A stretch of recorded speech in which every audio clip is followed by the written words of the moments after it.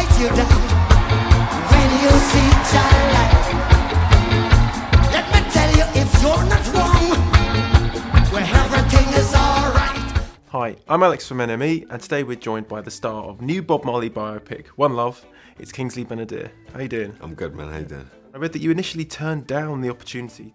It's not true, yeah. Okay. It's not true. Debunk that for us. No.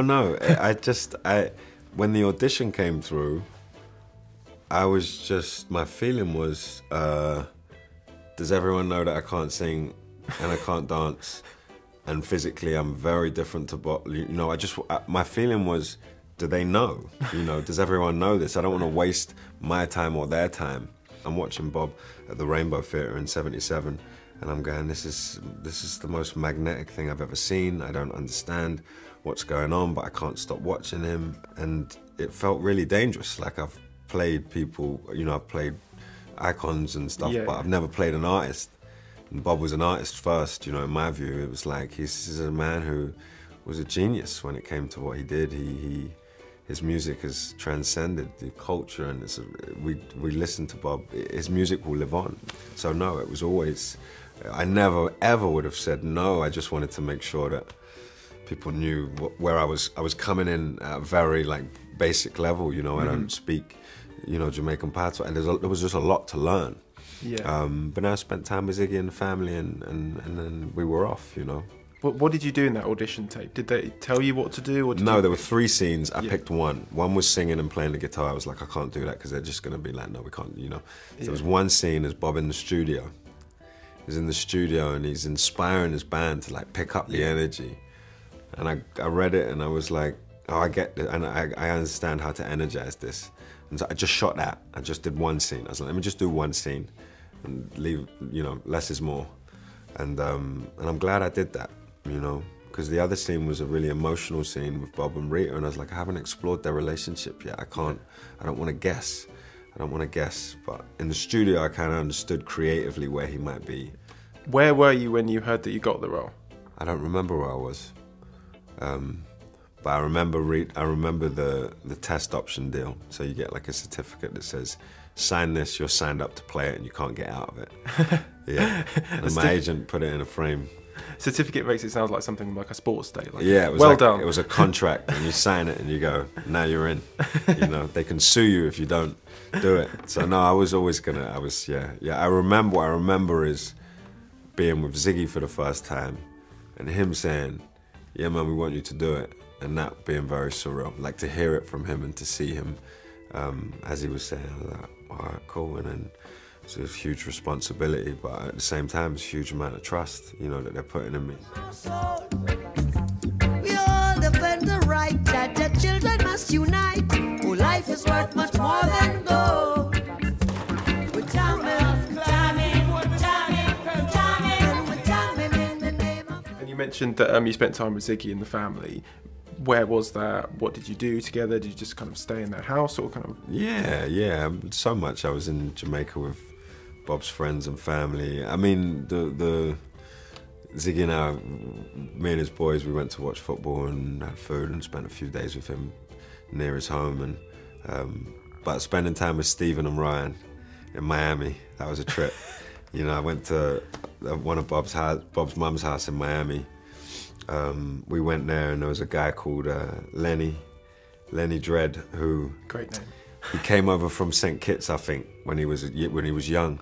He said he had a vision that he wanted to work with Bob and be around Bob. So he got himself over and he just waited outside Bob's house for weeks. And then he said, and Bob finally came back off tour and said, what are you doing? He said, I want to work with you. And then he invited him in. And he's been working at the house ever since. So he was on tour when he was waiting outside his house? I think, yeah, he was there. He told me he was there for weeks waiting for Bob to come back. He'd be so annoyed. Oh, he's not even there. Yeah, no, and he came back and then, but Lenny, he showed me around, you know, the house, and I spent hours with him one day and took me into Bob's room and outside, and he had so many stories of remembering being there with Bob and stuff like that. So that's how I really found Bob, through his friends and family. And you mentioned obviously you didn't play guitar or sing before getting the role. Who taught you? My singing teacher was Fiora. Yeah. Fiora Cutler, and I started on guitar with YouTube, just started teaching myself. And then Ben Martinez came and fixed me up, you know, in the few months leading up to it. What was the hardest part for you? Was it like bar chords or like... Yeah, the bar chords were tough. There were so many different stages to it, and you know, I got as far as I could go. Yeah. And I was able to play acoustically in the film. So at some stage you go, I'm going to stop learning the guitar and I'm just going to start learning Bob's songs. And then Ben came in and went, no, I'm just going to teach you guitar, because once you get this, you'll be able to jump into Bob's songs really easily. So as a chamber, you know, you get really good in the bedroom, and then you go stand on a stage in front of a bunch of musicians in the crowd, and suddenly it all disappears.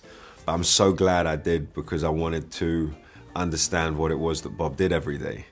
You know, it's like playing a footballer and not kicking a ball. You know, I understood what that connection might feel like, to love your guitar, to like find safety in music.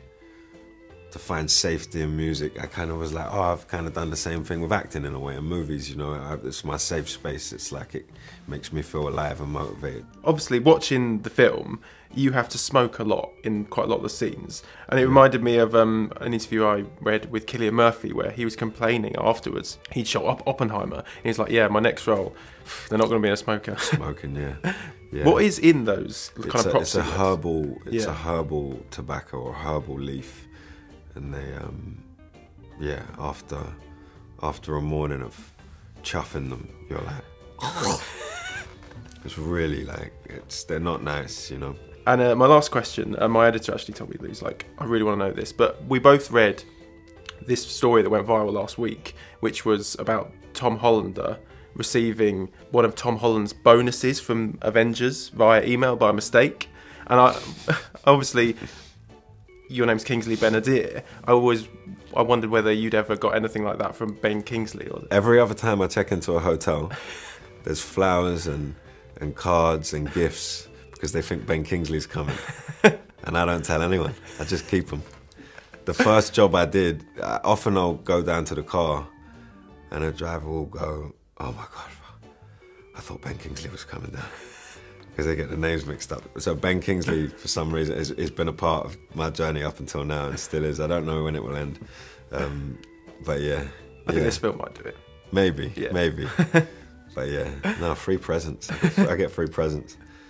Thanks so much for chatting to me, Kingsley. No, that's been nice to talk, man. Yeah.